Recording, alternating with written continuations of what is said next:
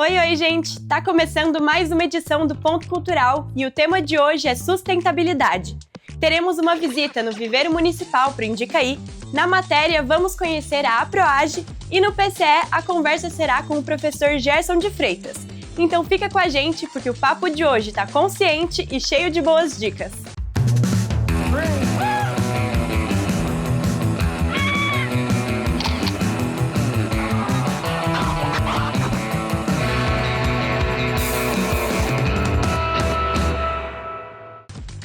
Sejam bem-vindos ao Ponto Cultural, o seu ponto de encontro com a cultura de Jacareí e região. E na matéria deste episódio você vai saber mais detalhes sobre a Associação de Produtores Orgânicos e Agroecológicos de Jacareí, mais conhecida como APROAGE. Olha só! A APROAGE é uma entidade de produtores da cidade e região, dedicados à comercialização de produtos orgânicos.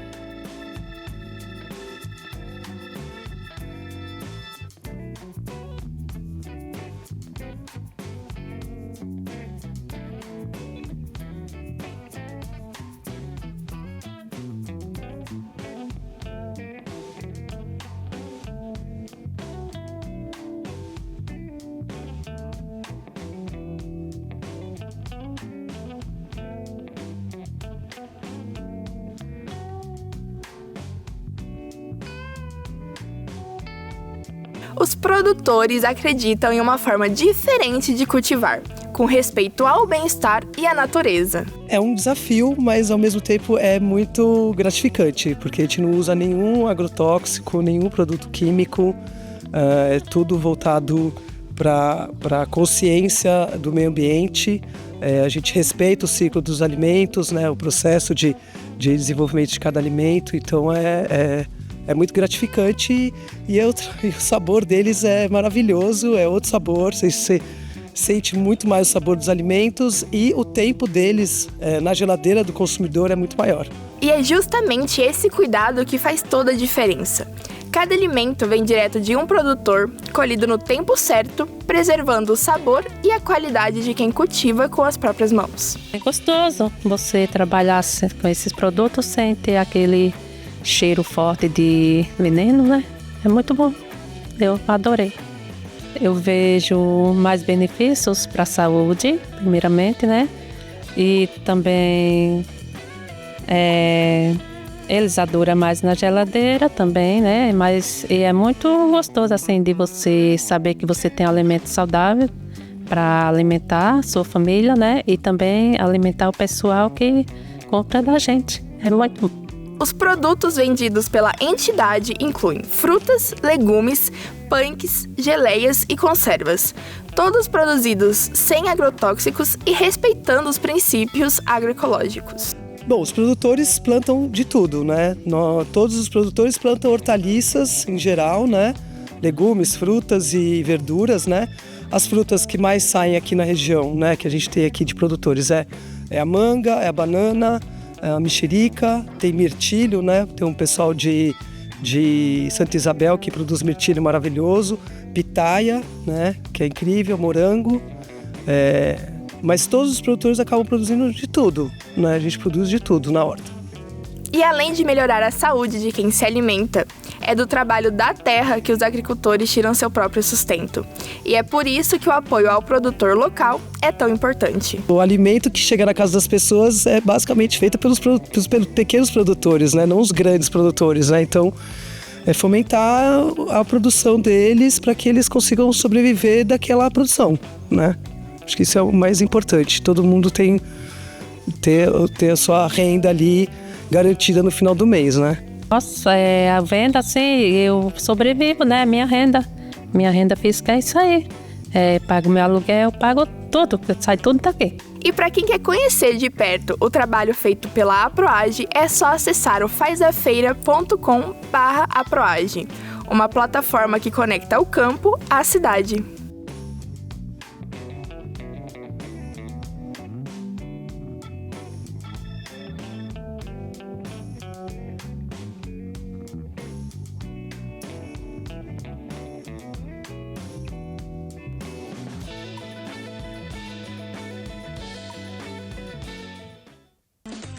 Parabéns pelo trabalho, gente! Agora, partindo para o Indicaí, você sabia que aqui na cidade temos o Viveiro Municipal? Lá tem muita coisa boa e, claro, não poderia ficar de fora dessa edição sobre sustentabilidade. Se liga!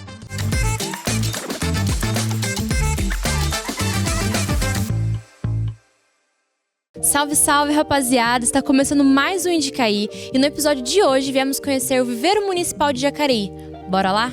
Para isso, conversamos com a Graciela e a Melissa sobre a atuação do viveiro para a educação ambiental. O papel da educação ambiental é sensibilizar as pessoas para que elas mudem de hábitos, posturas, aprendam a respeitar a natureza, conviver com os animais, com as flores, com as plantas, cuidar do espaço que todos nós vivemos, se integrando e não se separando da natureza. A educação ambiental ela tem esse papel fundamental de conectar as pessoas com o meio ambiente. O papel do viveiro ele é o instrumento que favorece, que possibilita essa interação entre as pessoas. Então as pessoas chegam aqui, eles têm contato com a natureza, com os pássaros, com as árvores, com as plantas, e elas conseguem sentir todo esse potencial que é o viveiro de muitas árvores, muitos animais, um espaço verde. Ele serve realmente como um instrumento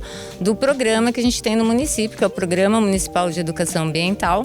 E aqui a gente traz as escolas, adultos, empresas, são públicos variados e a gente sempre trabalha na abordagem da educação ambiental no sentido de sensibilizar, de despertar o olhar, de promover algumas sensações quando se faz as trilhas pequenas ou não, as maiores.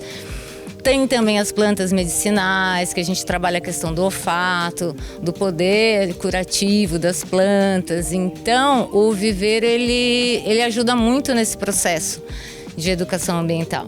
Dentre os projetos, o Viveiro se destaca, acontecendo todos os domingos no Espaço Seu Moura, em colaboração com a OSC Suinam. O local oferece oficinas, trilhas e muito aprendizado. O Instituto Suinam é uma OSC, que é uma organização da sociedade civil, sem fins lucrativos, né? Que é só um terminho novo para ONG, como eu acho que ainda é mais conhecido. E o Suinam tem como foco, né, trabalhar questões socioambientais, projetos socioambientais. Ele atua tanto aqui na região do Vale do Paraíba, no Alto do Tietê, tanto como também na região oeste. E ele atua tanto na linha de conservação, né, de restauração, conservação e educação ambiental. O Suinam, né, ele tem vários projetos e já conseguiu restaurar bastante áreas, até aqui mesmo em Jacareí, no Quatro Ribeiras, com projetos de restauração. Aqui também no Viveiro já teve plantios, que é onde agrega também esse projeto Quatro Ribeiras. Teve outros projetos de restauração em outros lugares também. Tem projetos em Santa Isabel, tem projetos já teve projetos em Salesópolis, tem projetos em Igaratá. Então são vários projetos e normalmente começam com um diagnóstico e depois vem para a parte de restauração, né? Tem uma atuação também muito importante em Guararema, que teve a reserva legal do Bicudinho.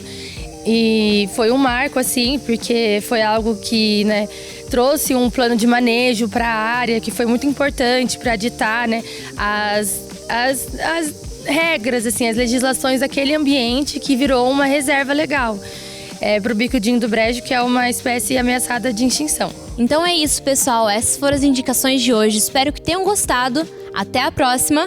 Fui!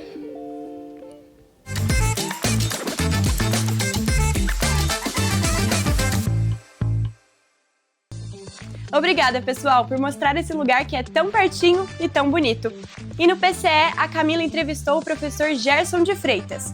Ele é doutor em Sustentabilidade Social e Desenvolvimento. Vamos ver o que eles conversaram?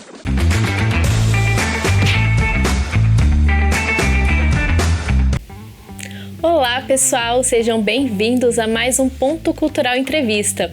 Hoje eu estou com o Gerson Freitas, que é doutor em Sustentabilidade Social e Desenvolvimento, para um bate-papo sobre os desafios da sustentabilidade no Vale do Paraíba. Olá, Gerson, prazer ter você aqui conosco. Muito obrigada por ter aceitado nosso convite. Eu que agradeço pelo convite, estou feliz em participar. Eu gostaria de começar perguntando quais são as principais características do ecossistema do Vale do Paraíba. O ecossistema do Vale do Paraíba é bem assim, interessante, que a gente tem, tá na área do bioma das matas atlânticas, matas atlânticas bem diferenciadas, né? Desde matas atlânticas de serra, ali no setor ali da Serra da Mantiqueira, mais úmidas, daí transicionando aqui, né? Passando para as matas aqui, originalmente aqui, né? Do vale, depois indo para as serras ali na direção da Serra do Mar. Então, a gente tem formações até de resquícios de cerrado, áreas úmidas, então bem diversas as formações ecológicas aqui, os ecossistemas do Vale do Paraíba. Então, é possível dizer que a nossa região ela é muito rica, né, em ecossistema. Sim, a nossa região ela é bem rica, tem diferentes ecossistemas, diferentes formações ecológicas, ela é bem variada, assim, né, bem interessante, cada trecho do Vale do Paraíba apresenta algumas características bastante particulares em relação aos ecossistemas.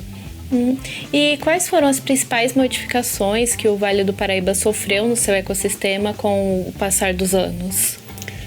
Desde as primeiras ocupações, digamos assim, portuguesas, né, os colonizadores ali no começo do século XIX, a expansão do café, embora a ocupação seja mais antiga do que isso, né, mas eram modificações de pequena dimensão. Aí a partir do café, né, dessa expansão do desmatamento das florestas, né, então o Vale do Paraíba mudou bastante, né. Eu costumo dizer assim que ali do século XIX, mais ou menos 1817, quando os naturalistas Spix e Marcius passam aqui pela região, só os belos contornos azulados da Mantiqueira é que permanecem, que eles destacaram isso. O Vale do Paraíba mudou bastante, a gente tem hoje uma paisagem bastante alterada em relação às paisagens originais, digamos assim. E pensando no cenário atual, quais são as maiores dificuldades em desenvolvimento sustentável aqui no Vale do Paraíba, para ter um sistema equilibrado? A gente tem muitas dificuldades. A primeira é manter o pouco dos ecossistemas originários, ou digamos das matas remanescentes, então proteger o que a gente ainda tem, né?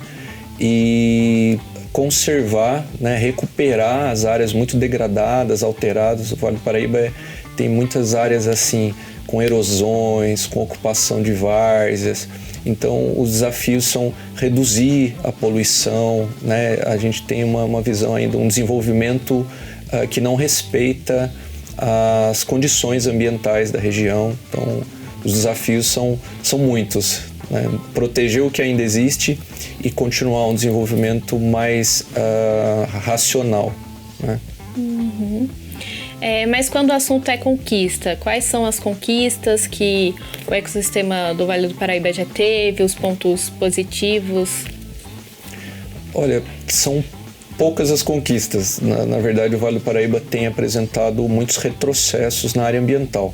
Mas para destacar, né, um ponto bastante positivo, a região se tornou referência na área de agroflorestas. Então, a região hoje, né, a rede agroflorestal, os mutirões agroflorestais. Então, a região ela tem melhorado, né, bastante, assim, se tornou uma referência na área de recuperação de áreas, né, alteradas, degradadas a partir das agroflorestas. Então, esse é um ponto bastante positivo. E é impossível falar, né, da ecologia, dos biomas do Vale do Paraíba sem falar do Rio Paraíba do Sul, né, que é essencial e muito importante aqui na nossa região. Quais são as maiores dificuldades, os obstáculos e deveres para a gestão e proteção desse recurso tão importante? São muitas dificuldades também em relação ao rio, né, que dá nome à nossa região. É muito importante para a nossa identidade regional, né? Acho que a primeira coisa importante é a escassez hídrica, né? A gente tem uma demanda crescente por uso da água e a reposição, né, a recarga hídrica, ela muitas vezes não acompanha. Além disso, a gente ainda tem muitos problemas relacionados ao saneamento básico, embora seja algo, né, que parece distante da gente, a gente ainda tem muitas áreas no Vale do Paraíba sem saneamento básico mínimo, né? Aí, para proteger o rio, reduzir, né, a poluição, né, o despejo de resíduos, que ainda é muito grande, né? Então, primeiro também, novamente resgatando, proteger a qualidade do rio da forma como está, mas também continuar trabalhando para que ele, né, não piore a sua qualidade. E é possível prever e ter alternativas para a recuperação total do rio, para ele ser completamente usufruído, limpo? Tem, né? Costumo dizer assim que quanto maior o problema, né, maior a necessidade de investimento. Então, assim, a gente precisa de muito investimento de recursos financeiros. É possível, isso já aconteceu em outros lugares do mundo, né? Assim, há exemplos positivos de recuperação da qualidade dos rios, de reflorestamento, tanto em áreas urbanas como áreas rurais, né? É possível, mas exige investimento e compromisso. Infelizmente, não é o que tem acontecido na nossa região. Levando em consideração que o lixo é um grande problema, né, quando se fala em sustentabilidade, quais tecnologias e recursos são os mais apropriados para lidar com essa situação? São várias tecnologias também, né? Isso varia muito de setor, né? Na indústria, nas residências, né? Na vida das pessoas. Como é que se diz? De forma geral, a gente tem que evitar, por exemplo, na região não cabe incineradores de lixo, né? Não é adequado para a nossa condição ambiental inserir aqui. A gente precisa fazer uma gestão melhor dos resíduos, né? A gente ainda recicla pouco, a gente já trabalha mal a questão, né, da gestão dos resíduos urbanos. Então, trabalhando com essas tecnologias que já existem, a gente tem condição de melhorar muito a geração, né, de reduzir a geração de resíduos e melhorar a gestão deles. E a questão dos aterros sanitários, né, que são muito aplicadas aqui na nossa região, elas são uma boa alternativa para a questão ecológica ou não? Os aterros sanitários, eu costumo dizer para os alunos, eles são como colocar os resíduos, colocar o lixo debaixo do tapete. Então, já há tecnologia, inclusive aqui pertinho, aqui em São José dos Campos, há empresas, né, há tecnologia brasileira, né, de redução de resíduos, redução de volume mesmo, né, tecnologia com alta temperatura, né, mas infelizmente a gente ainda tem essa, como se diz, essa política de investimento nos aterros sanitários. Eles são uma das alternativas, mas eles são temporários, eles são parciais, eles não são a melhor alternativa, eles são a alternativa que nós temos hoje mais acessível, digamos assim, né? Mas eles, assim, a capacidade deles vai acabando, é preciso abrir novas células, então a gente precisa reduzir, né? Eles têm um custo alto, né? A gente precisa reduzir a geração de resíduos para que os aterros, quando necessários, eles tenham um tempo de vida maior. Outro problema constante, né, é a questão do trânsito, que é praticamente impossível fugir dele hoje em dia, né, e ele é tão caótico. Quais são os impactos que ele causa no meio ambiente e na nossa vida? O trânsito é muito ruim, né, para a nossa vida. A emissão de poluentes, né, do trânsito, ela causa muitas doenças, né, muitos transtornos à qualidade de vida, às condições ambientais.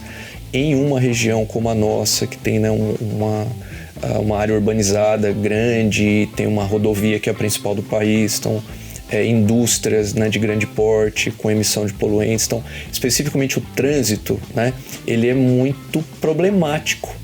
No entanto, as alternativas ao trânsito, né, ao uso dos automóveis individuais, elas passam por investimento em transporte urbano. E, infelizmente, o transporte urbano, né, os trens, né, eles não recebem uma atenção que deveriam aqui na nossa região. Então, é um problema que nós conhecemos, que nós sabemos, mas, infelizmente, é muito difícil de lidar porque a alternativa, né, para o transporte individual nos automóveis, ela é muito restrita. Pensando aqui na nossa região, então quais são as melhores alternativas para a questão do trânsito? O transporte público é sempre a melhor alternativa, né? No entanto, ele tem limitações, né, bastante grandes assim, né, de tempo, de deslocamento, as rotas. Então, a tendência, inclusive, é de intensificar o trânsito urbano, né, a quantidade de carros. Então, a gente está, digamos assim, numa encruzilhada. De um lado, uma demanda crescente pelo uso do transporte, né, de automóveis, né, de uso individual praticamente, e o transporte público não acompanha, né, o investimento no transporte público não acompanha essa demanda crescente. Então, a gente está num cenário bastante crítico, assim, né, e preocupante nesse sentido. Levando em consideração todos esses problemas e a urgência da questão ambiental, é possível acreditar ou prever uma melhora no meio ambiente a longo prazo? Não. Sendo bastante sincero, isso não significa apatia. Tá? Falando isso para os jovens, isso não significa apatia. Mas a minha visão, a minha interpretação é que a gente não tem como ser otimista. A tendência é piorar muito, né? A gente está numa região assim, bastante crítica em relação às questões ambientais e pela forma como os nossos governantes, os nossos políticos, os nossos empresários, eles têm lidado com as questões ambientais, o cenário é assim, bastante pessimista. Então, eu não vejo com otimismo, com bons olhos, o nosso futuro em relação às questões ambientais. Então, o importante é ser realista e encarar essa situação como tem que ser encarada, né? Sim, a gente não pode, é muito comum, né, até te agradeço por colocar dessa forma, é muito comum que a gente escute em todos os setores um discurso, digamos, que a gente chama, né, do greenwash, a maquiagem verde, um discurso falsamente otimista, até de certa forma hipócrita. A gente não está caminhando para um bom futuro, né? A gestão municipal em vários municípios, não estou especificamente de em vários municípios, né? As empresas, a gestão pública, a gente está caminhando para um futuro catastrófico, né? Bem grave mesmo. Agora, o que significa que nós temos que ter atitude, né? Não significa apatia, desânimo, mas o desenvolvimento sustentável, ele tem sido só um discurso. A prática do desenvolvimento sustentável, ela não está colocando o dedo na ferida, né? Apontando os problemas reais, que são basicamente o que a gente entende enquanto desenvolvimento. Enquanto a gente não rever as nossas práticas de consumo, a nossa concepção de mundo, né, que a gente quer pra gente, costumo dizer que meio ambiente tem que ser visto enquanto saúde. Não é um complemento secundário. Então, sendo realista, como a gente está caminhando, a tendência é só piorar. E para finalizar, eu gostaria de saber quais alternativas, qual comportamento que a sociedade deveria ter diante dessas situações. É possível ser sustentável e lutar por essa causa mesmo com a correria do dia a dia? Primeira coisa não cabe termoelétrica aqui na nossa região, não cabe investimento em tecnologia e energia que não dialogue com as características ambientais da nossa região. Então, nada de combustíveis fósseis, né? Nada de termoelétrica a gás fóssil e outros combustíveis dessa natureza. Maior investimento em tecnologias alternativas, principalmente a solar, né? Os painéis solares, as centrais solares, de pequeno porte, porque aqui na região não cabe, né, grandes empreendimentos dessa natureza. E no dia a dia, as pessoas precisam mudar, assim, virar a chave mesmo, tá? Os jovens, nós todos, a gente tem que deixar de querer ser rico. Os ricos são os principais responsáveis pelo caos ambiental que a gente está vivendo, né? Então, a gente tem que querer dignidade, né? Mas não riqueza. A riqueza está destruindo o nosso planeta, né? Os ricos estão destruindo o nosso planeta. Então, no dia a dia, a gente pode mudar os hábitos, fazer compostagem, mas querer menos enquanto pessoas, enquanto sociedade, e querer mais para o bem comum, Então, no dia a dia, a gente não se sentir culpado, porque os grandes culpados, digamos assim, responsáveis, são os mega ricos, os milionários, quem destrói o planeta mesmo. E nós, pequenos aqui no nosso dia a dia, a gente não precisa se sentir culpado, mas a gente querer menos, usar menos os recursos, comprar menos, né? Como dizia o professor Milton Santos, grande geógrafo, o consumo, esse sim é o grande fundamentalismo do nosso tempo. O consumismo é o grande inimigo das questões ambientais. Então é questão de se educar, adotar práticas sustentáveis e ser realistas, não é? Exatamente. A gente não é uma luz acesa, não é uma torneira às vezes um pouco aberta que vai nos culpabilizar. É claro que a gente pode ter parcimônia nos nossos hábitos, mas a nossa responsabilidade ela é pequena diante do problema. Não significa que nós não devamos, né, ter a ciência disso, mas a gente mudar os nossos hábitos e ter esse entendimento que a responsabilidade ela recai sobre os nossos governantes. Então, a gente exigir dos nossos governantes decisões ambientalmente responsáveis. Gerson, eu gostaria mais uma vez de agradecer a sua participação. Foi muito boa essa nossa conversa, eu fico muito grata. Eu que agradeço a vocês, né? Um abraço a todos e mais consciência ambiental a todos nós.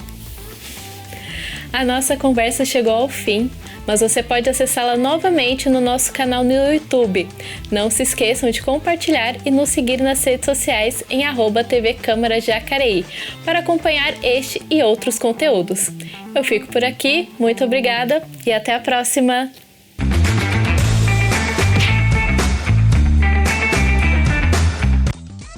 E por hoje é só.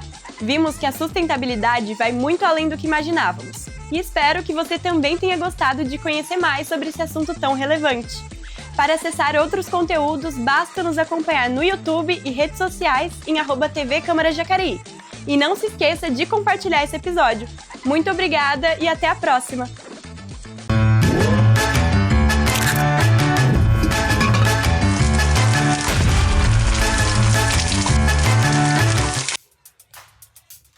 Ai, calma. Parabéns pelo trabalho, gente! Agora, partindo pro Indicaí, você sabia que aqui na cidade temos o Viveiro Municipal? Lá tem muita coisa boa e, claro, não poderia ficar de fora dessa edição. E no PCE, a Camila entrevistou o professor Gerson de Freitas, doutor em sustentabilidade, velho. Pelo amor de Deus. Para acompanhar outros conteúdos, basta...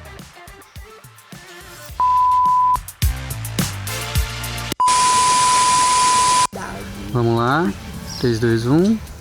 A APROAGE é uma entidade de produtores da cidade e região, dedicados à comercialização de produtos orgânicos. A APROAGE é uma entidade de produtores... 3, 2, 1.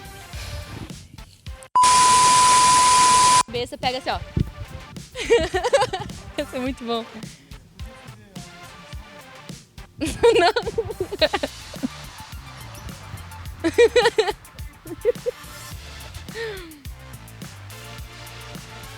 E é isso, pessoal. Essas foram as indicações de hoje. Espero que tenham gostado muito das